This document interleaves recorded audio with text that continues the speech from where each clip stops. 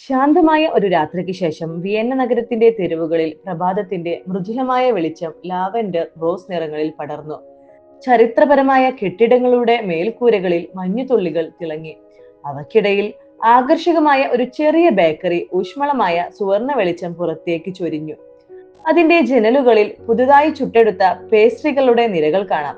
ദൂരെ വിശുദ്ധ സ്റ്റീഫൻ കത്തീഡ്രലിന്റെ സങ്കീർണമായ ഗോപുരങ്ങൾ ഉണരുന്ന ആകാശത്തിനെതിരെ നിശബ്ദത സാക്ഷിയായി തല ഉയർത്തി നിന്നു. നഗരത്തിന്റെ കാലാതീതമായ സൗന്ദര്യത്തിനും എണ്ണമറ്റ പറയാത്ത കഥകൾക്കും മൂകസാക്ഷിയായി. ആ ബേക്കറിയിൽ നിന്നും വമിക്കുന്ന സുഗന്ധം തണുത്ത പ്രഭാതക്കാറ്റിൽ പോലും നനുഞ്ഞ ഒരു പുതപ്പ് പോലെ നഗരത്തെ തഴുകി തലോടി. അവിടെ മിസ് മാർത്ത തന്റെ ദിവസത്തെ ആദ്യത്തെ റൊട്ടി അടുപ്പിൽ വെക്കാനുള്ള തയ്യാറെടുപ്പിലായിരുന്നു. ആ ബേക്കറിയുടെ ഉടമയായിരുന്നു മിസ് മാർത്ത. 40കളിലെത്തിയ അവിവാഹിതയായ അവർ ആ ബേക്കറിയുടെ 4 ചുവരുകൾക്കുള്ളിൽ തന്റെ ഏകാന്തമായ ലോകം പടുത്തുയർത്തി.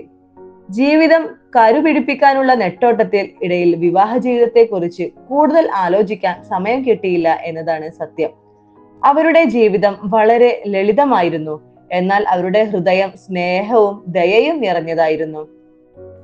ദിവസവും അവരുടെ കടയിൽ ഒരു മധ്യവയസ്കൻ വരുമായിരുന്നു. ഒറ്റനോട്ടത്തിൽ ഒരു പാവം കലാകാരൻ എന്ന് തോന്നിപ്പിച്ച രൂപം. കീറിയ കോട്ടും നിറം മങ്ങിയ ഷർട്ടുമായിരുന്നെങ്കിലും അയാളുടെ കണ്ണുകളിൽ ഒരു പ്രതിഭയുടെ തിളക്കമുണ്ടെന്ന് മാർത്ത വിശ്വസിച്ചു. ജർമ്മൻ ചുവയുള്ള ഇംഗ്ലീഷിൽ അയാൾ എപ്പോഴും ആവശ്യപ്പെട്ടിരുന്നത് തലേ ദിവസത്തെ 2 പഴകിയ റൊട്ടി മാത്രം. എന്തിനാണ് ഒരാൾ പുതിയതും മൃദുമായ റൊട്ടി വാങ്ങാതെ വില കുറഞ്ഞതും ഉറച്ചതുമായ പഴകിയ റൊട്ടി വാങ്ങുന്നത്? മാർത്തയുടെ മനസ്സ് പലപ്പോഴും ചിന്തിച്ചു. ഭാവം ദാരിദ്ര്യം കൊണ്ടാവാം. മഹാനായ ഒരു കലാകാരൻ തന്റെ കലയെ മാത്രം സ്നേഹിച്ച് ദാരിദ്ര്യത്തിൽ ജീവിക്കുന്നു. മാർത്തയുടെ ഹൃദയത്തിൽ സഹതാപം നിറഞ്ഞു. ആ മധ്യവയസ്കനോട് അവർക്കൊരു പ്രത്യേക വാത്സല്യം തോന്നി തുടങ്ങി. താൻ കാരണം അയാളുടെ വിശപ്പ് മാറുന്നതോർത്ത് അവർക്ക് സന്തോഷം തോന്നി. ദിവസങ്ങൾ ഒരുപാട് കഴിഞ്ഞു. ആ മനുഷ്യനോട് മാർത്തയുടെ മനസ്സിൽ ഉണ്ടായിരുന്ന സ്നേഹവും വാത്സല്യവും പ്രണയമായി മാറി. എല്ലാ ദിവസവും പഴകിയ റൊട്ടി വാങ്ങാൻ വരുന്ന അയാളോട് മാർത്ത കൂടുതൽ സംസാരിച്ചിരിക്കാൻ തുടങ്ങി. നല്ല വസ്ത്രങ്ങൾ ധരിച്ച് അവർ മനോഹരമായി സംസാരിച്ചു. ആ മധ്യവയസ്കന് തന്നോട് സ്നേഹം തോന്നി തുടങ്ങിയതായി മാർത്തയും വിശ്വസിച്ചു. എങ്കിലും മാർത്ത ഒരിക്കലും തന്റെ പ്രണയം തുറന്നു പറഞ്ഞില്ല. അയാൾ മാർത്തയോടും അത്തരം കാര്യങ്ങളൊന്നും സംസാരിച്ചിട്ടില്ല. ഒരു ദിവസം മാർത്ത വീട്ടിലുണ്ടായിരുന്ന പഴയ ഒരു പെയിന്റിംഗ് കടയിൽ കൊണ്ടുവന്നു അയാൾ പതിവായി വരുന്ന കൗണ്ടറിനു മുന്നിൽ തൂക്കി. പതിവ് പോലെ പിറ്റേന്ന് കടയിലെത്തിയ ആ മധ്യവയസ്കൻ ആ പെയിന്റിങ്ങിലേക്ക് സൂക്ഷിച്ചു നോക്കി. അയാൾ ഒരു കലാകാരനാണോ എന്നറിയാൻ ഇത് തന്നെ നല്ല അവസരം എന്ന് മനസ്സിലാക്കിയ മാർത്ത ആ പെയിന്റിംഗ് നന്നായിട്ടുണ്ടോ എന്ന് ചോദിച്ചു. അയാൾ പറഞ്ഞു, കുഴപ്പമില്ല, എങ്കിലും ഒന്നുകൂടി നന്നാക്കാമായിരുന്നു. ആ വാക്കുകൾ കേട്ടതോടെ അയാൾ ഒരു കലാകാരൻ തന്നെ എന്ന് മാർത്ത ഉറപ്പിച്ചു. അതോടെ മാർത്തയുടെ മനസ്സിൽ അയാളോടുള്ള പ്രണയം വർദ്ധിച്ചു. കലാകാരന്മാർ പൊതുവെ ഒരു ഘട്ടം വരെ ദാരിദ്ര്യത്തിലായിരിക്കും. പഴയ റൊട്ടിക്ക് പകരം അതേ വിലക്ക് നല്ല റൊട്ടി കൊടുക്കാൻ അവർ ആഗ്രഹിച്ചു. പക്ഷേ അയാൾ അത് എങ്ങനെ ഉൾക്കൊള്ളും എന്ന് ചിന്തിച്ചപ്പോൾ അവർ അതിൽ നിന്ന് പിന്മാറി. ദിവസങ്ങൾ പിന്നെയും മുന്നോട്ട് പോയി.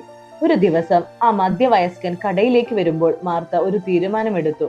ഇന്നെങ്കിലും ആ പാവത്തിന് ഞാൻ നല്ല റൊട്ടി നൽകും. അയാൾ പതിവ് പോലെ പഴകിയ റൊട്ടി വാങ്ങി പോകാൻ ഒരുങ്ങി. ആ നിമിഷം പുറത്തൊരു ഫയർ എഞ്ചിൻ സൈറൺ മുഴക്കി പാഞ്ഞുപോയി.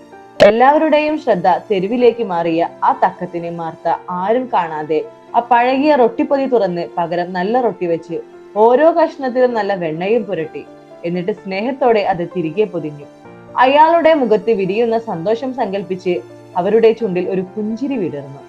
അങ്ങനെ കുറേ സമയം കഴിഞ്ഞു. കടയിൽ തിരക്കൊഴിഞ്ഞ സമയം നോക്കി മാർത്ത ഭക്ഷണം കഴിക്കാനിരുന്നു.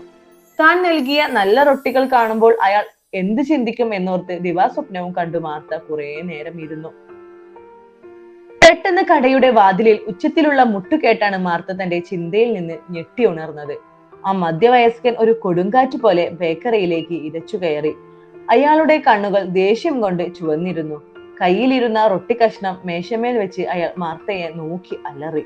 നിങ്ങൾ എന്താണ് ഈ ചെയ്തത്? എന്റെ മാസങ്ങളുടെ കഠിനാധ്വാനമാണ് നിങ്ങൾ നശിപ്പിച്ചത്. മാർത്ത ഞെട്ടിത്തരിച്ചുപോയി. അയാളുടെ കൂടെ ഉണ്ടായിരുന്ന ചെറുപ്പക്കാരൻ ശാന്തമായി വിശദീകരിച്ചു. മാഡം, ഞങ്ങൾ ആർക്കിടെക്റ്റുകളാണ്. എന്റെ സീനിയർ ആർക്കിടെക്റ്റാണ് ഇദ്ദേഹം. ഒരു വലിയ നഗരത്തിന്റെ പ്ലാൻ ഞങ്ങൾ വരച്ചുകൊണ്ടിരിക്കുകയായിരുന്നു. അതിന്റെ പെൻസിൽ മാർക്കുകൾ ഏറ്റവും വൃത്തിയായി മായ്ക്കാൻ പഴകിയ ഉറച്ച റൊട്ടി കഷ്ണങ്ങൾ പോലെ മറ്റൊന്നിനും കഴിയില്ല. എന്നാൽ നിങ്ങൾ പുരട്ടിയ ഈ വെണ്ണ അത് ഞങ്ങളുടെ മുഴുവൻ പ്ലാനും നശിപ്പിച്ചു. എണ്ണ പടർന്ന് ആ ബ്ലൂ പ്രിന്റ് ഇപ്പോൾ ഒന്നിനും കൊള്ളാതായി. ഞങ്ങൾ ഏറ്റെടുത്ത അധ്വാനമാണ് നശിച്ചു പോയത്. ആ വാക്കുകൾ കേട്ട് മാർത്തയുടെ ലോകം നിശ്ചലമായി. താൻ ചെയ്തത് ദയയാണെന്നായിരുന്നു അവരുടെ വിചാരം. എന്നാൽ അത് അത്ര വലിയ വിനയായിത്തീരുന്നുവെന്ന് അവർ വേദനയോട് തിരിച്ചറിഞ്ഞു.